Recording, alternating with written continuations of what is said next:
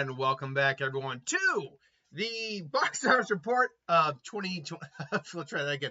To box office report, October 26, 2025. I wasn't even close on the box office this week. I thought maybe some of the bigger, few of the other releases might be a little bigger, but no, which is fine. So Chainsaw Man. It's been a good year for the anime movies. Debuted with 17.2 million worldwide. Well, domestically. Worldwide's a much bigger number. We'll get to in a minute. Black Phone 2 has a very solid second weekend draw, 52.4%, 13 million, roughly. Regretting You, the new, not Dave Franco. No, is it, Dave Franco. Yeah, because I was thinking James Franco. Dave Franco, I know the actors in there too, but the movie made a little under that, around 12.8. Springsteen, Deliver Me from Nowhere, 9.1 million, and Tron Ares makes about 4.9, dropping 55.9%. Chainsaw Man, the movie is it Rize arc? Which I believe she's the bomb demon. Spoilers, but it's in the trailer. So anime's been having a pretty decent year this year. I'm not saying this is going to get anywhere near to the heights of Demon Slayer, which made, roughly speaking, 600 and some odd $1 million worldwide. Hell, domestically alone, it made over 100 million. I'll get the actuals when we get down to that. But right out the gate, it looks like we're still going to be hitting 200 worldwide, mind you, 200, maybe even 300, depending on it's all said and done.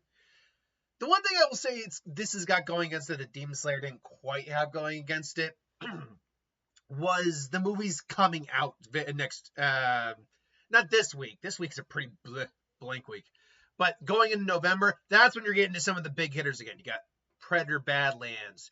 You got Now You See Me 2. You got Zootopia, Wicked for Good, then Avatar, Friday Nights at Freddy's 2, Anaconda. I think that's going to be a lot of fun. You got some real big hitters coming. I don't think this is going to be able to have the legs of Demon Slayer. First and foremost, what I just said. But second of all, it's as popular as it is, and it is popular. It is not the same level of popularity as Demon Slayer. Not by a mile, unfortunately. Demon Slayer is less gory. It's less R-rated, to be honest. Chainsaw Man is not, I don't believe, they don't go with R ratings, I don't think. Or maybe they do. I can't remember how manga gets rated. I know there's like 13 and below up, 14 and up, 16 and up. There might be R rated. I know there's MA. But Chainsaw Man is definitely one of the more mature mangas out there. So because of that, the demographic that is able to watch it, however the gap is smaller. It's also just a different type of anime, too. So it's certainly popular, but Demon Slayer, being more of a shonen type product, definitely has had more influx of fans. It just has more. So, yeah, I don't think it's going to make as much, but it can still do well. I'm good for it. Black Phone 2, man, they're 13 million. It's probably going to be like 13 point something or 12 point something. Either way. It stands right now at a worldwide total of $80 million. Look, it's made on $30 million. You gotta assume it's like $30 million in marketing. So if the film can hit $90 million, that's a break-even point right there. And it looks like this one's gonna very much do it. It's gonna do it. It's gonna do it.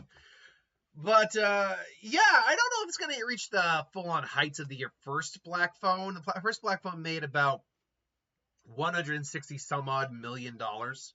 So I don't know if it's got that kind of legs to it, but the first one made less domestically than this one did. So it's possible it could still do it. I have no doubt it's going to hit that 90 million mark. It's got to do like 9 point something million to do that. So I have no doubt it's going to make its money back. As of next week, it'll probably be over $100 million, especially because we got Halloween this week. So it's going to get one less big boost before, we go into November. But yeah, I mean, good for it. Black Phone 2. I enjoyed it very much. It's not the longer I've sat with it, the more I can honestly say I don't think it's as good as the original. Which, again, the film doesn't have to be as good or worse or whatever than its predecessor to be a solid film. It just has to be entertaining. And so, yeah, that's honestly my thoughts on that, more or less. And yeah, are there problems with it? Sure. Now that I've sat on it longer, there are definitely some plot problems with it. There's some logic jumps, and there's some things that are a bit repetitive. But overall, again, I still liked it. Let's see here now. Regretting You. So 12.8 million. Let's see here. Centers around. Oh yeah, it's Mother Morgan and her daughter Clara. Her sister and her husband die in a car crash.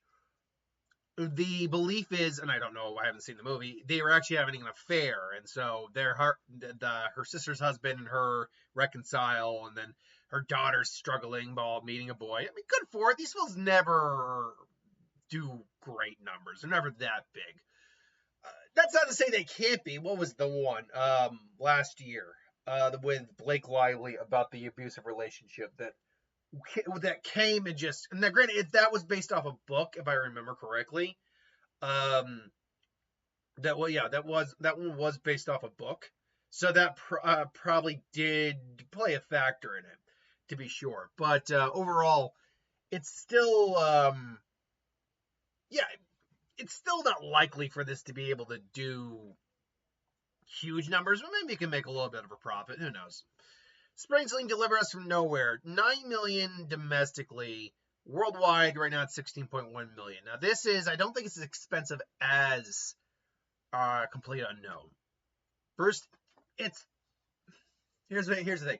I would say it's debatable who's arguably the more marketable one. Well, let me rephrase that. Who's more popular in the long haul, Bruce Springsteen or Bob Dylan? Because that's what besides the actors playing them, that's what you're going to go see. You're going to go see the person's story. And usually you got to be a fan of the person, you're going to be a fan of the person and have interest in them because of that. I will say this, I think Bruce Springsteen's a bigger draw because he still tours even now. Yeah, so like even in his 70s, like he's the boss. Like that's just the way. I think he is a bigger attractor overall. So because of that, I think this could do better long term. Now, granted, you'd say, well, this movie didn't open on anything amazing. In fact, it opened pretty badly. Yeah, but so did The Complete Unknown. So, and this is one of those Oscar. I've heard, again, this is one of those things that's an Oscar buzz type movie. So we'll have to wait and see what happens there. Tron Ares, $4.9 million, currently at a worldwide total of $123 million. Look, I've already kind of stated what I think went wrong here. Just to summarize it again, I'd say it's a combination of maybe not the best marketing in the world, a slightly overinflated budget, but most importantly, I just don't think people care about this property. The numbers kind of showed people don't really have never really cared about this property, which sucks because this actually was an entertaining movie. It's a fun experience to say the least.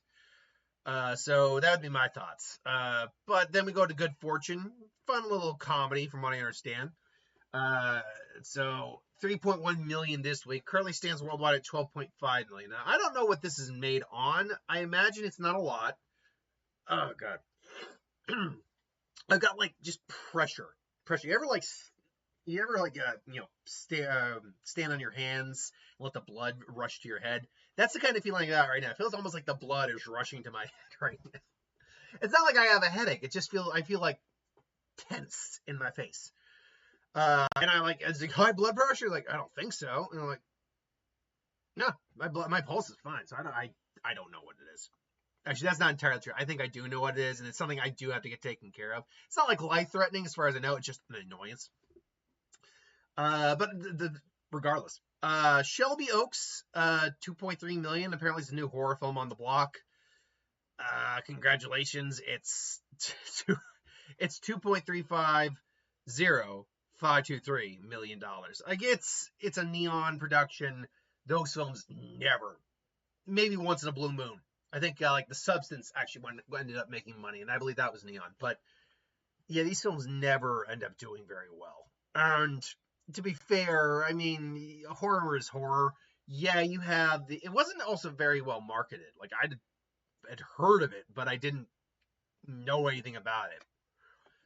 So there's that. One battle after another. Another film where, man, the budget just destroyed this film.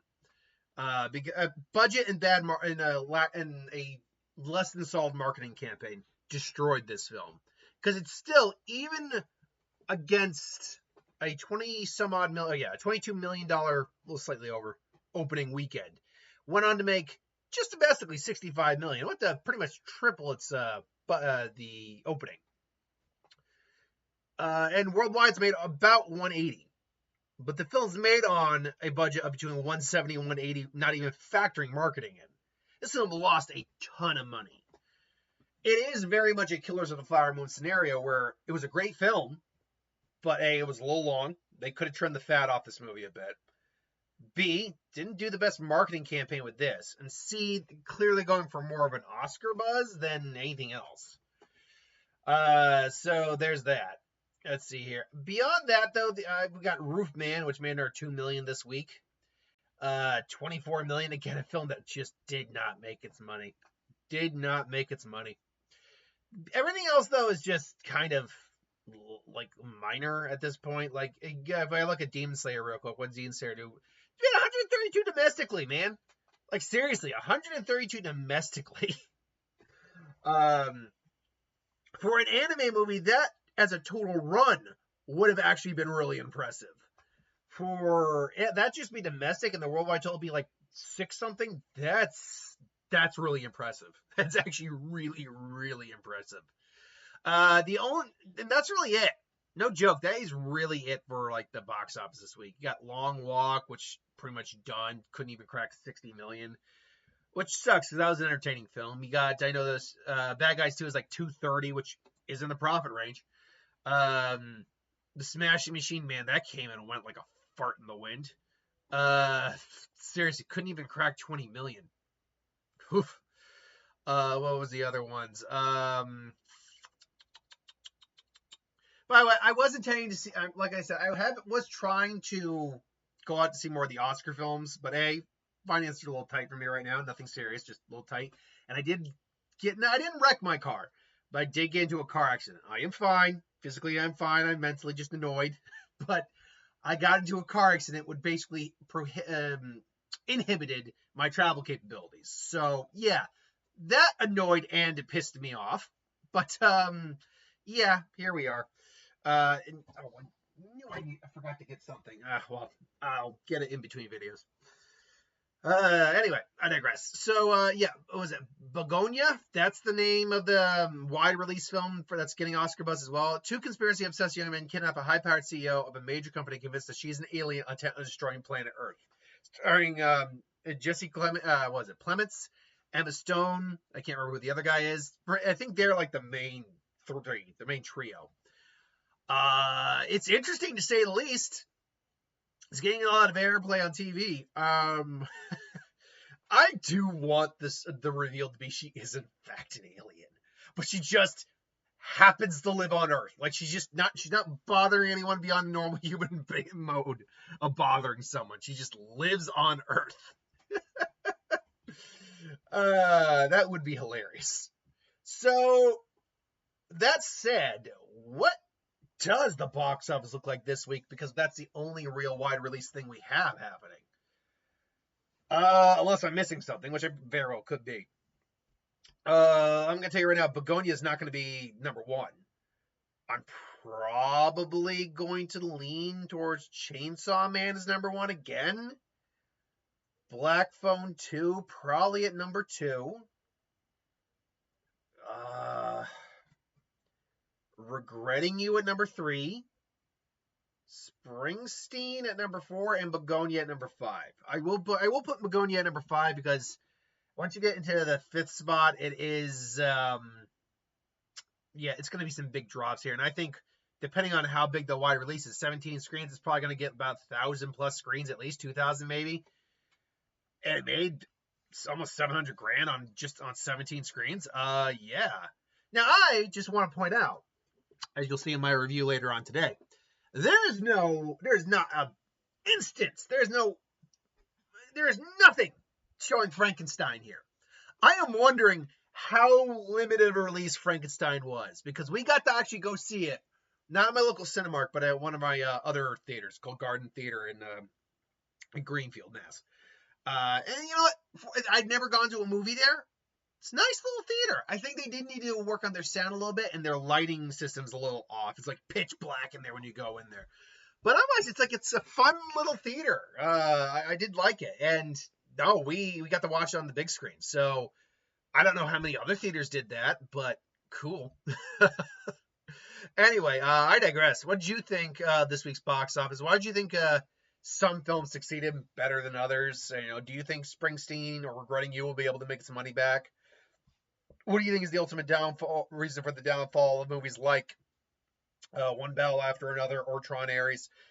Let me know in the comments below. But until then, thanks for watching. Hope you enjoyed, and I'll see you next time. Later.